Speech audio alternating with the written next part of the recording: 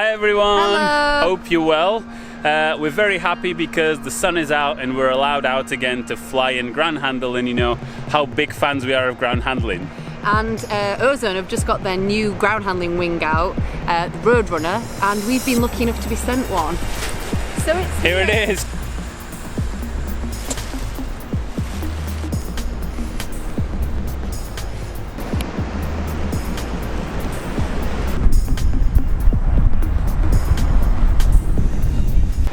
The rises are pretty simple, like they're the full fat stuff. Luckily there's magnets instead of poppers, so when you're ground handling it's easy to find them and take them out. Pulleys, all the lines are sheathed, and this is the classic 3-liner, A, B's and C's. The material seems to be pretty thick, again the full fat stuff for some resistance. There's small rods and they don't go too far. They go till about there, and on the back as well, only till about there. The cell openings are fairly big for a wing this size, but not too big. So I think Gemma's gonna clip in and we'll see what it's like. We have tried it a little bit already and I found the brakes were a bit too long, and I've adjusted it by about that much, which ended up being too much, and then I adjusted it by about this much, I think. good measurements. So from there to there. So that, too much, there, just right.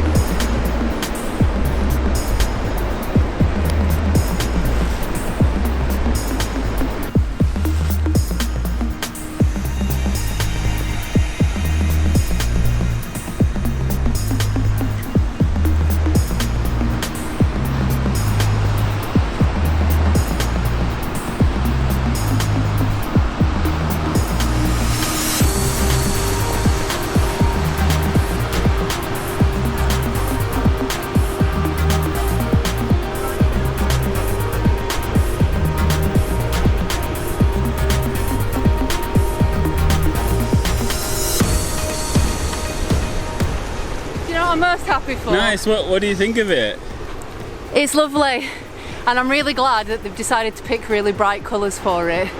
This is a really happy activity, and I like these really happy colours. How does it feel to ground handle compared to a full-size wing and compared to the Siege, which we've ground handled quite a bit before? It definitely likes to come up.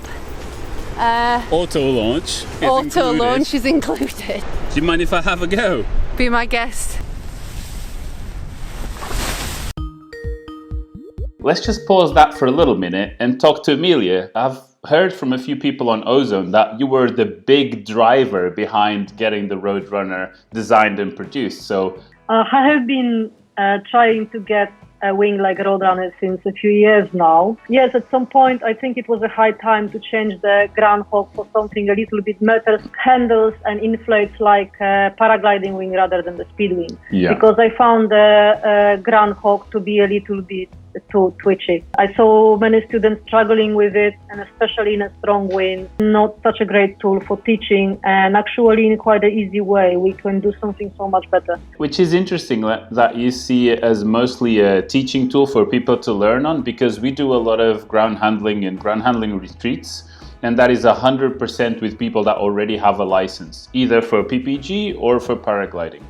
And we find that a lot of people never touched the ground handling wing before. They come on our retreat, they try them, and they're like, this is amazing, I'm gonna get one, because you know they have their own windy days where they can fly and they want to practice and they can get good takeoffs and landings like that. So maybe it will open to more than just students. Yeah, I'm sure it will open more than just students, especially that it's fantastic and fun wing now. Since we have one, I'm actually quite keen to get it to the beach myself and play, and give it to my friends to play, and maybe get some friends' kids to play with, and I Yeah, yeah. fantastic toy.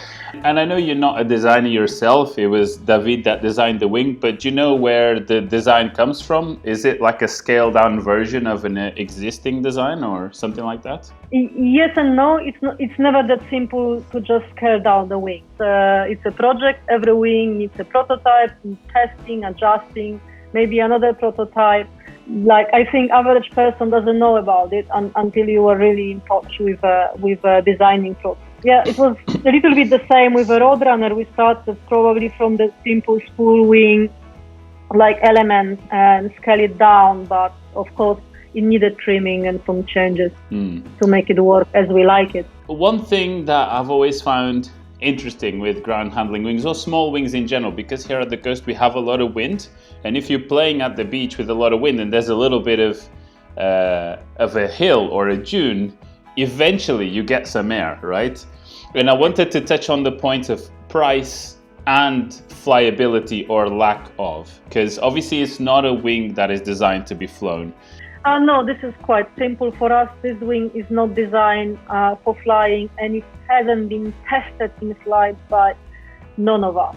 So absolutely, we don't recommend to try to fly it. If it would be the same as element wing, then a student or any person who would be kiting and get a little bit too maybe gust or just strong wind, the wing start lifting you, and that's not the point. One thing I noticed very soon when we have people come to our retreats is they're trying really hard with their hands and stuff, but you can see the person is very stiff with their legs and they don't move around fluidly.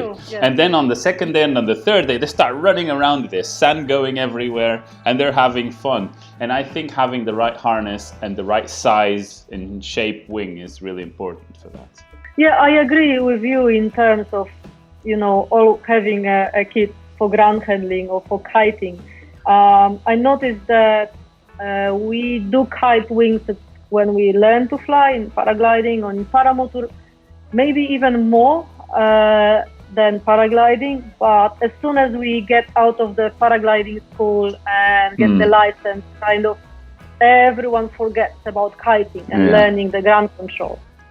And it's like, okay, this is something I already know, but you don't. Yeah. So it's just, you even see world champion acro pilots still do it every day on launch and on takeoff. So, Yeah. For them, it's a basic skill. It's a ground control, and all of this is as much you learn about your wing in the ground, as better pilot you become in the air. That's quite kind of obvious, but in general, yes, we just tend to forget about it, or we just don't want to kite our brand new glider because well, exactly. So there's another reason to have another kit which is not too expensive and comfortable harness for running, because this is a very good point. Yeah. And yes, and practice much more. Yes, of course. Thank you so much for that, Emilia. We're going to go back to the beach, and I hope to speak to you soon about some other projects. Thank you very much. Bye. Cheers.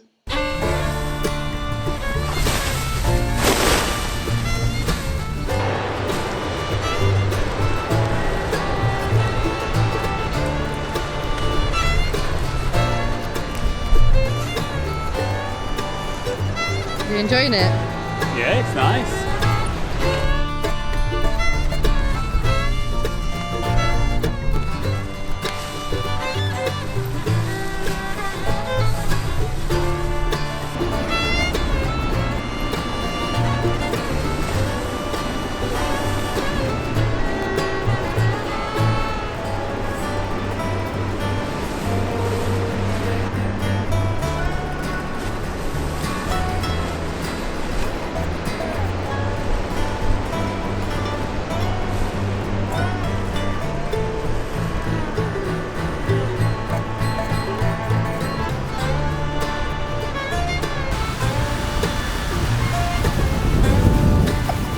You managing to keep that?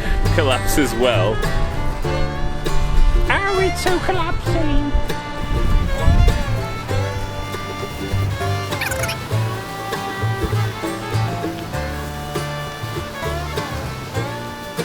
Go on then, bruv, sort it out.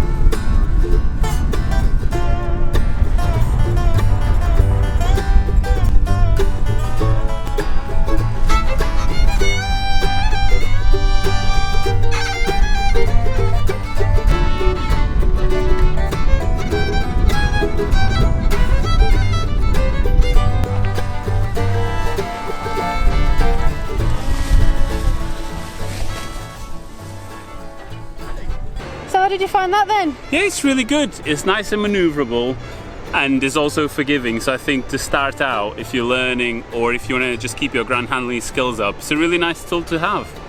And I know we're preaching to the choir at the minute, but now that we're getting back out there and flying again, probably ground handling's more important than ever, isn't it? Because everybody's had a bit of time away from it and feeling a bit rusty. So I don't know about you, but I felt a bit rusty today as well. Yeah, it's been 2 months or more for most people without flying. So yeah, the takeoff and the landing is the most important, and you'll definitely get plenty of training on that for this, because these wings are so small that they react almost twice as fast as your normal wing.